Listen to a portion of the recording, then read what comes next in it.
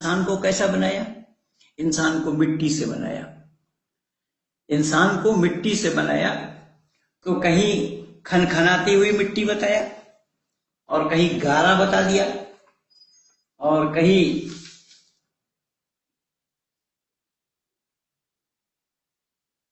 یہ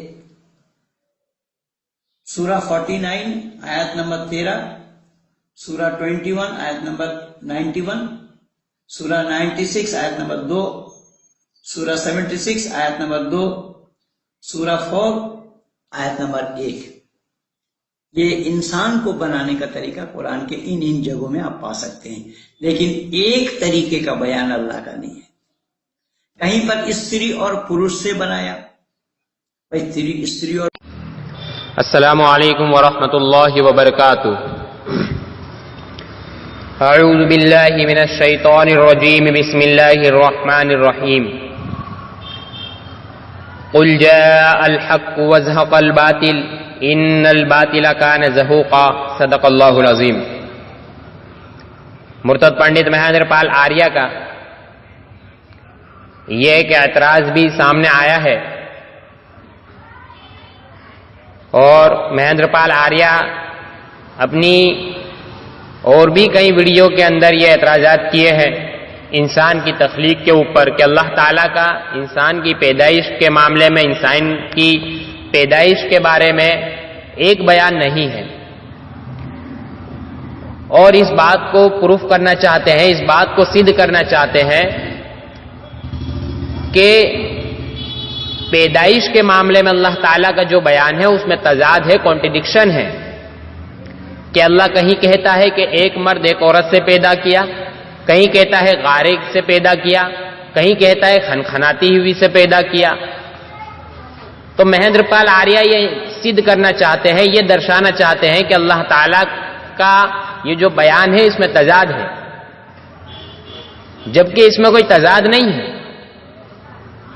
مہیندر پال آریہ کو تضاد کی جو ویاخیا ہوتی ہے وہ بھی پتہ نہیں ہے کہ تضاد کہا کس کو جاتا ہے، تضاد کی ڈیفینیشن کیا ہے. تضاد اس کو کہا جاتا ہے کہ ایک ہی چیز کو ایک ہی وقت میں، ایک ہی چیز کی ایک ہی وقت میں دو حالتیں بیان کی جائے.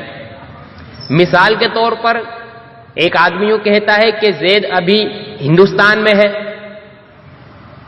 پھر اسی وقت میں یہ کہتا ہے کہ زید ابھی سعودی عرب میں ہے. تو یہ تضاد ہے، کیونکہ ایک ہی حالت ہے، ایک ہی زمانہ ہے. اور اگر یہ کہا جائے کہ زید ابھی ہندوستان میں ہے، کل سعودی عرب میں تھا، تو یہ تضاد نہیں ہے، کیونکہ یہ زمانہ الگ الگ ہے. ٹھیک اسی طرح انسان کی پیدائش جو ہے اس کے الگ الگ اسٹیجز ہے، اللہ تعالیٰ نے اسی کو بیان کیا ہے. جب انسان کی پیدائش ہوئی، اللہ تعالیٰ نے حضرت آدم علیہ السلام کو بنایا تو غارے سے بنایا، مٹی سے بنایا.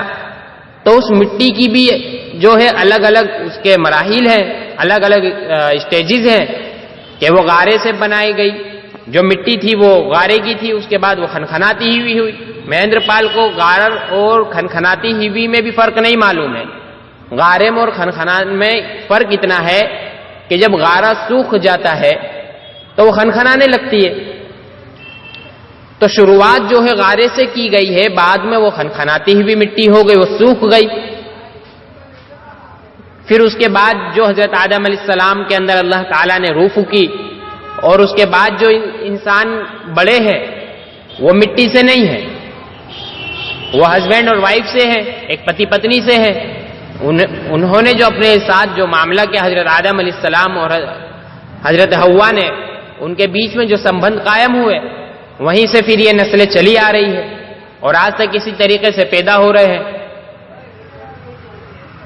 اور ظاہر بات ہے کہ جب ایک مرد اور ایک عورت ملتے ہیں تو وہ کوئی اپنی ذات سے پیدا نہیں کرتے، وہ نطفے سے ہی پیدا ہوتا ہے. اور یہ ایک بات یاد رکھیے، یہ الگ الگ مراحل ہیں، الگ الگ مرحلے ہیں، اللہ تعالیٰ نے اسی کو بیان کیا ہے. تضاد تو تب ہوتا کہ ایک ہی بات کو ایک ہی زمانے میں الگ الگ بیان کیا جاتا. یہ تو مراحل کو اللہ تعالیٰ نے بیان کیا ہے. اور ایک بات یہ یاد رکھے کہ ایک ہی مسبب کے الگ الگ اسباب ہو سکتے ہیں. یہ مہیندر پال آریہ کے اندر تو اتنی حیثیت ہی نہیں ہے کہ اس بات کو سمجھ لے. ایک ہی مسبب کے الگ الگ اسباب ہو سکتے ہیں. ہاں علت ایک ہی ہوگی معلول کی. معلول کہا جاتا ہے جس کو سبب کے ذریعے ثابت کیا جائے. اور یہ بھی دیکھا جاتا ہے کہ انیک مرتبہ ایسا ہوتا ہے کہ کام ایک ہی ہوتا ہے مگر اس کے سبب انیک ہوتے ہیں اور ہم کسی بھی سبب کی طرف اس بات کو منسوب کر سکتے ہیں. مثال کے طور پر ایک آدمی ہے گاڑی چلا رہا ہے, موسم میں خرابی ہے, مثال کے طور پر مثلا برف پڑ رہی ہے اور ایکسیڈنٹ ہو گیا, تب اس ایکسیڈنٹ کے بہت سے کارن ہو سکتے ہیں. موسم کی خرابی, ہم اس کو بہت سی باتوں میں اس کو منسوب کر سکتے ہیں. یہ بھی کہہ سکتے ہیں کہ موسم کی خرابی کی وجہ سے ہوا, یہ بھی کہہ سکتے ہیں کہ ڈرائیور کے غیر متوجہ ہونے کی وجہ سے ہوا, یہ بھی کہہ سکتے ہیں کہ اچانک جو ہے گاڑی سامنے آ گئی اس وجہ سے ہوا, یہ بھی کہہ سکتے ہیں کہ ٹائر سلپ ہو گیا اس وجہ سے ایکسیڈنٹ ہوا. کام ایک ہی ہے مگر سبب الگ الگ ہے اور ہم کسی بھی سبب کی طرف اس کو منسوب کر سکتے ہیں. ٹھیک اسی طرح انسان کی جو پیدائش ہے اس کے الگ الگ سٹیجز ہیں اور کام ایک ہی ہے انسان کا پیدا ہونا مگر اس کے سبب الگ الگ ہیں. تو اللہ تعالیٰ نے اسی کو بیان کیا ہے اور ہم انسان کی پیدائش کے لیے کسی بھی سبب کی طرف اس کو منسوب کر سکتے ہیں. اور اس لیے قرآن کریم کے اندر کوئی کانٹرڈکشن یا تضاد نہیں ہے بلکہ اللہ تعالیٰ نے الگ الگ مراحل کو الگ الگ سبب کو بیان کیا ہے. الگ الگ سبب کو بیان کرنا مقصد ہے. مہیندر پال آریہ کو یہ بھی نہیں معلوم کہ ان کے شاستروں کے اندر بھی اس معاملے میں کیا لکھا ہے.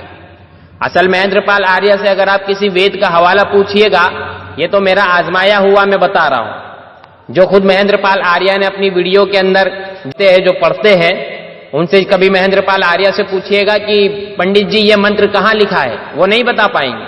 وہ کہیں گے مجھے نکالنا پڑے گا. مگر قرآن کی کوئی بات پوچھو تو فوراً بتائیں گے کہ فلاں فلاں آیت ہے, فلاں فلاں سورہ ہے. تو اس سے معلوم ہوا کہ مہیندر پال آریہ ویدوں کے اوپر اتنی محنت نہیں کرتے ہیں, شاستروں میں اتنی محنت نہیں کرتے ہیں کہ ہمارے شاستروں میں کیا لکھا ہے. جبکہ شاستروں کا بھی کہنا ہے آتما سمبھو تداکاشم آکاشاد وایو وایو اور اگنی اگنی راپہا تد بھوے پرتھوی پرتھی یا دوشدم اوشدادنم انادریتہ ریتسہ پروشو, کہ انسان سے پہلے 5 یہاں پہ بھوت بتائے گئے ہیں. سب سے پہلا آکاش, پھر آکاش کے بعد وایو, وایو کے بعد اگنی, اگنی کے بعد جل, جل کے بعد پرتھوی, پرتھوی کے بعد ونسپتی, ونسپتی سے کھاد, پھر کھاد سے پشو اور پشو سے بالکل اخیر کے اندر مانو جو سروادی تھا وہ آیا. تو یہاں پر بھی الگ الگ اسٹیجز بتائے گئے ہیں, الگ الگ مراحل بتائے گئے ہیں, مرحلے بتائے گئے ہیں. اسی کو یہاں پر بیان کرنا مقصد ہے. اب ہم بھی یہاں پر کہیں کہ اس شلوک کے اندر بھی یہ تضاد ہے, فلانا ہے, تو یہ کوئی ایمانداری نہیں ہوتی ہے. مہیندر پال آریہ تو محض جاہل ہے. وہ صرف اسی لیے اپنی ویڈیو وغیرہ بناتے ہیں, آن لائن آتے ہیں کہ اسلام کا کھنڈن جھوٹ سے ہی صحیح. اور انشاءاللہ جب ابھی میں سوالات کے اوپر آؤں گا ستیارتھ پرکاش پہ تو بتاؤں گا کہ آخر یہ آریہ سماجی جھوٹ کیوں بولتے ہیں. کیونکہ ان کے گرو کی یہی شکشا ہے. دیانند سرسوتی نے ستیارتھ پرکاش کے اندر یہی بتایا ہے کہ کسی کو غلط ثابت کرنے کے لیے جھوٹ بھی بولا جا سکتا ہے. انشاءاللہ جب وہ سوالات کے اوپر آؤں گا تو اس بات کو بھی میں سدھ کروں گا. اور بھی ایسے جاہلوں کے اعتراضات کے جوابات حاصل کرنے کے لیے ہمارے یوٹیوب چینل اسلام دھرم کی ستیتا میں جڑے, انشاءاللہ بڑا نفع ہوگا. وآخر دعوانا ان الحمد للہ رب العالمین.